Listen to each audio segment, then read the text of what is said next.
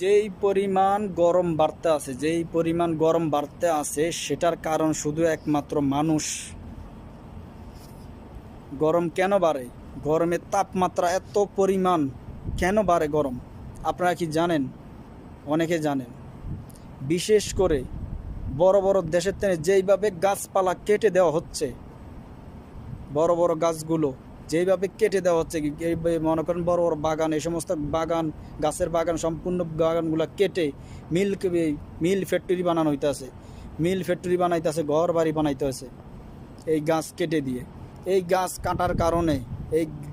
কাটার কারণে দেশের ভিতরে, সারা বিশ্বের ভিতরে গরমের তাপমাত্রা অতিরিক্ত বেড়ে যাচ্ছে। গাছ কাটা বন্ধ করতে হবে, পরিবেশ বাঁচাতে হবে। গাছ কাটা বন্ধ রাখুন, পরিবেশ বাঁচান। কারণ একটা গাছের অক্সিজেন একটা মানুষের জন্য।